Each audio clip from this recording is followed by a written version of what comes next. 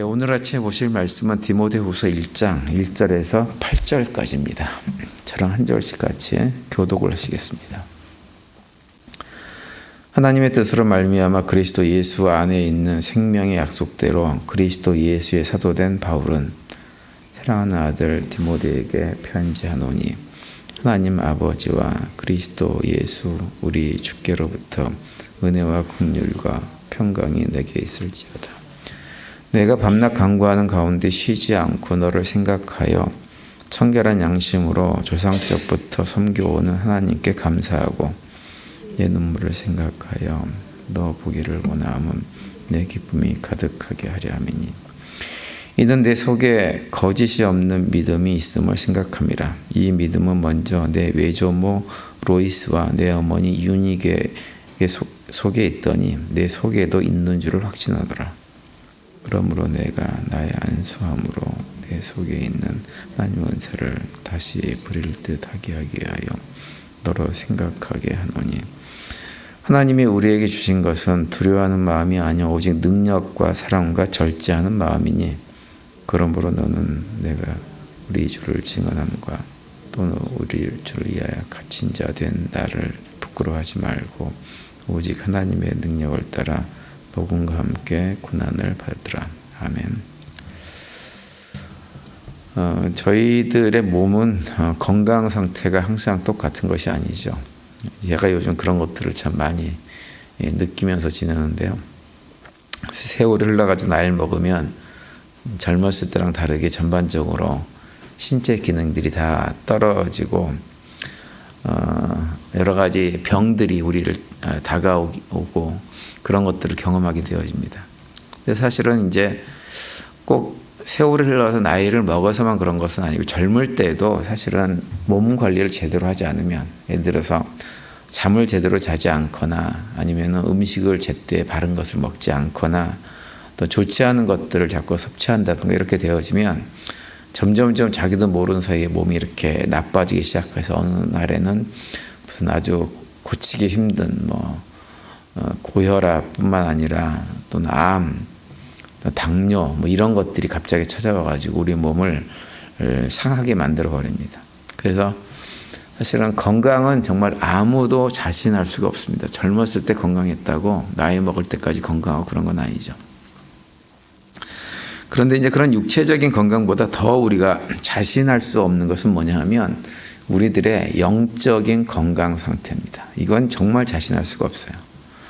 우리 영적 건강은 육신의 건강에 비해서 훨씬 더 예민하게 자주 바뀌는 것이 우리의 영적 건강입니다. 육체는 그래도 그 육신은 눈에 보이기도 하고 증상이 있기 때문에 어느 정도 이렇게 알아차릴 수가 있어요.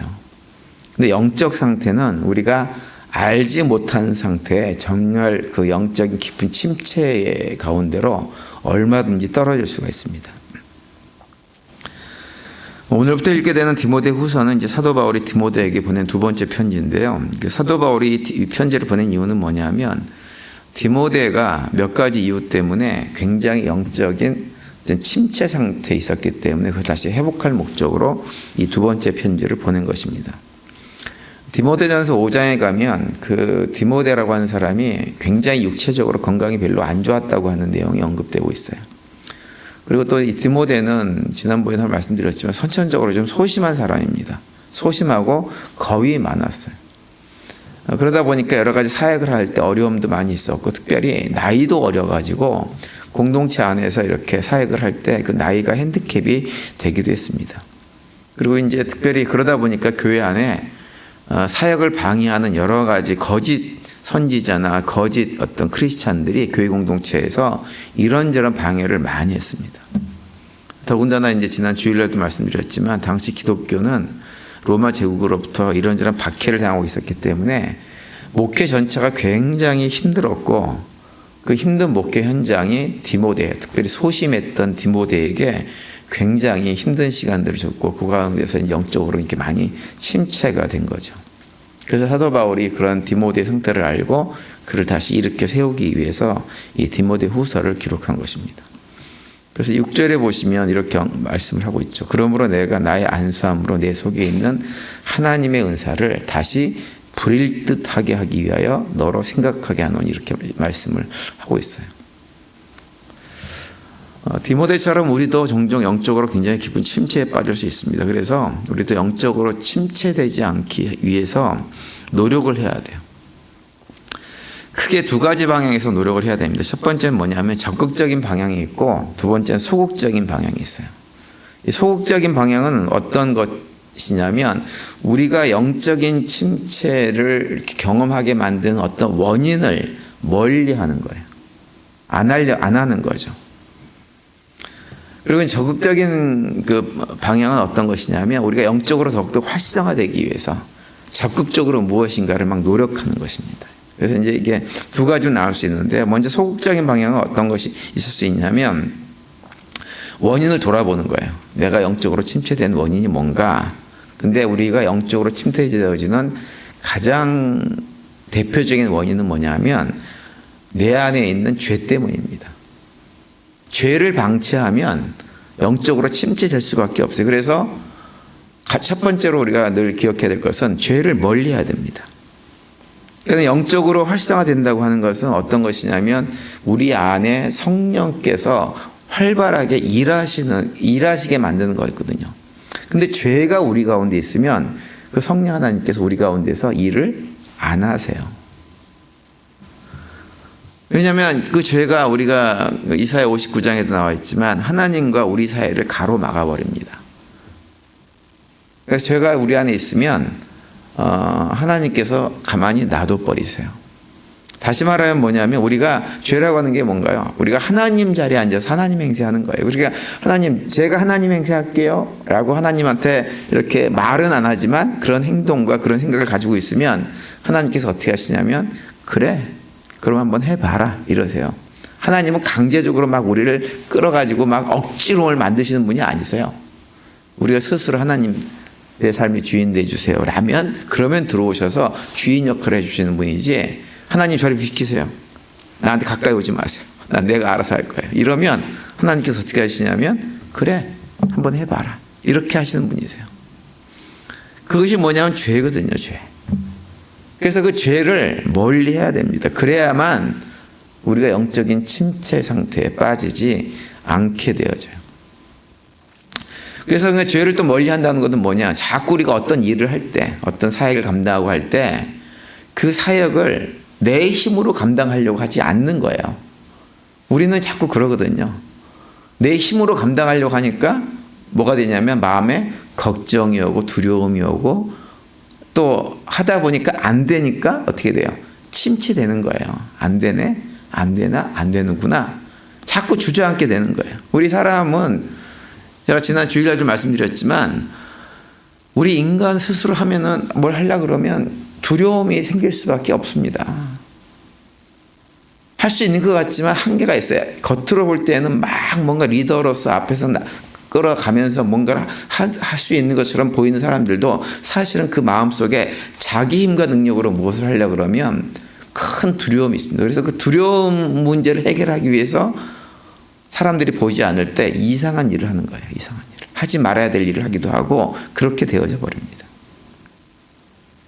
그래서 우리가 하나님께서 우리에게 주신 힘과 능력을 가지고 어떤 사역을 감당할 때 최선을 다하긴 해야 돼요. 최선을 다하긴 해야지만 내가 하는 이 사역이 내 힘과 능력으로만 다 해결될 수 있다라고 하는 생각을 근본적으로 하지를 말아야 됩니다. 내가 최선을 다하되 하나님께서 결국은 완성하시고 이루어 주실 거야 라고 하는 믿음 속에 하나님을 의지할 때, 의지하는 가운데 주신 은사로 사역을 감당할 때 우리가 영적인 침체에 빠지지 않고 좀 상황이 힘들고 어려워도 그걸 갖다가 기쁨과 감사함으로 받아들일 수가 있게 되어지는 거예요. 이게 이제 좀 소극적인 방향에서 영적 침체에 빠지지 않기 위해서 행하는 것들입니다. 근데 반대로 적극적으로는 무엇을 해야 되느냐? 우리 안에 성령께서 활발하게 일할 수 있도록 하나님 나에게 성령의 은사를 주시옵소서라고 하나님께 간절히 매달려 기도하는 거예요. 간구하는 거예요. 단순하게 그냥 하나님 일하세요 라고 가만히 있는 것이 아니라 하나님 내 안에 들어오셔가지고 역사하세요. 역사해 주세요. 일해 주세요. 나한테 이런 은사도 주시고 저런 은사도 주세요. 내가 그걸 감당하겠습니다. 라고 하나님께 적극적으로 하는 거예요. 오늘 본문에 보면 사도 바울이 디모데에게 한 3가지 정도 하나님께 간구하라고 이렇게 말씀을 하고 있어요. 7절에 보시면 이렇게 기록하고 있죠. 하나님이 우리에게 주신 것은 두려워하는 마음이 아니요 오직 능력과 사랑과 절제하는 마음이니 이렇게 얘기합니다. 이 얘기를 하고 있는 이유는 뭐냐면 이런 마음을 하나님께 달라고 간구하라고 하는 얘기입니다. 디모데에게. 두려워하지 말고 하나님께서 우리에게 주신 것은 두려워하는 마음이 아니고 이런 능력과 사랑과 절제하는 마음을 통해서 하나님의 일을 능력 있게 감당하는 것이니 디모데에게 이런 것을 하나님께 달라고 간구하라고 하는 거예요. 그걸 무장하라고 하는 거죠. 여기서 능력이라고 하는 것은 뭐냐면 성령의 능력입니다. 성령의 능력. 사람의 능력이 아니었어요. 내 개인으로 나로부터 나오는 능력이 아니라 성령이 내 안에 계셔서 그 성령 하나님께서 강력하게 일하시는 그 능력을 달라고 간구하라고 하는 거예요. 이 능력이란 말이 이제 원어를 보면 두나미스라고 하는 단어고 이 두나미스라는 단어에서 다이너마이트가 단어가 나온 거예요. 그러니까 다이너마이트가 폭발하듯이 내 안에서 성령께서 역사하는 것을 경험할 수 있도록 하나님 나에게 그런 능력을 주시옵소서라고 간구하라고 하는 거예요. 그 능력 가운데 하나가 무엇이냐? 사랑이에요. 사랑. 여기서 말하는 사랑은 두말할 거 없이 아가페 사랑이죠. 아가페 사랑. 근데 아가페 사랑은 어떤 사랑이냐? 감정적으로 느낌적으로 막 누군가를 좋아하고 너무나고 이런 게 아니에요. 아가페 사랑은 하나님께서 사랑하라고 명령하셔서 내가 그 사랑을 하나님 말씀에 순종해서 의지적으로 순종해서 원수조차도 원수의 필요를 보면 그 필요를 채워주는 것이 아가페 사랑이에요.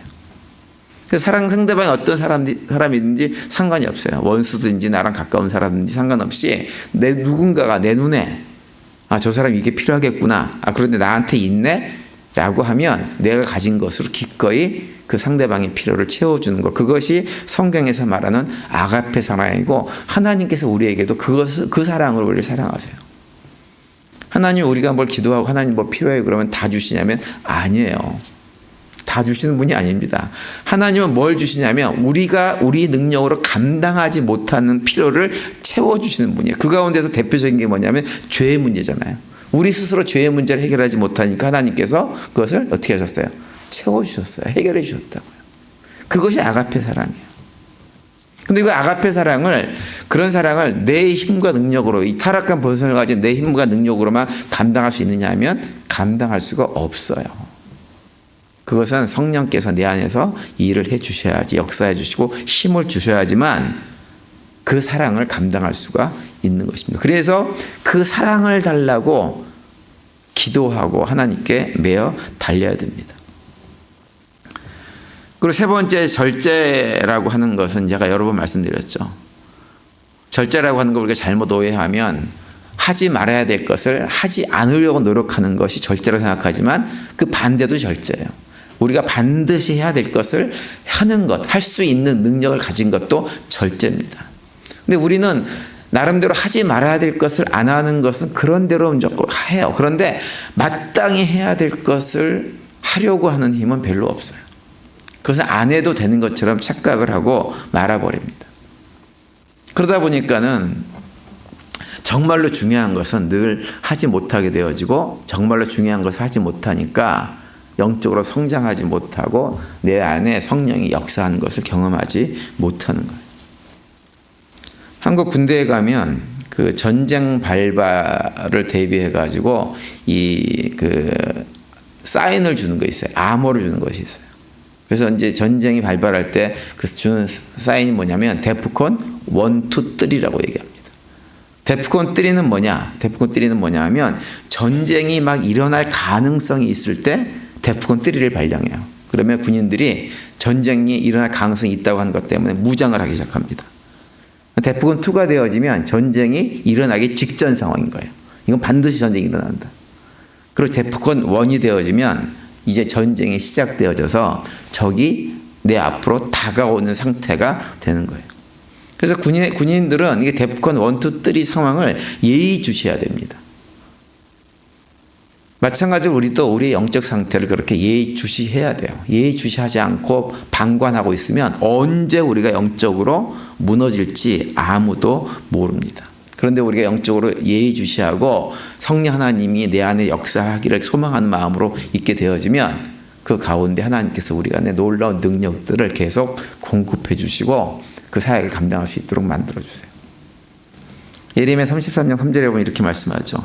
너는 내게 부르짖으라. 내가 내게 응답하겠고 내가 알지 못하는 크고 비밀한 일은 내게 보일 것이라. 이렇게 말씀합니다. 우리가 하나님께 부르짖고 매달리면 하나님께서 우리에게 능력을 주시는 분이세요. 또 시편 41편 5절에 보시면 이렇게도 말씀합니다. 내 영혼아 내가 어찌하여 낭망하며 어찌하여 내 속에서 불안해하느냐. 너는 하나님을 바라라. 하나님을 바라보고 있을 때 우리가 영적으로 침체되지 않는 것입니다. 오늘 하루 지내시면서 그 하나님 바라보면서 우리 가운데 놀라운 일을 행하실 하나님을 소망하면서 영적인 침체 상태가 아니라 영적으로 활성화되어져서 하나님께서 우리에게 맡겨진 사명들을 신실하게 감당하는 복된 하루가 되시기를 간절히 바랍니다. 그 가운데 주님께 주는 평강을 오늘 하루도 풍성히 누리는 복된 하루가 되시기를 간절히 축원드립니다.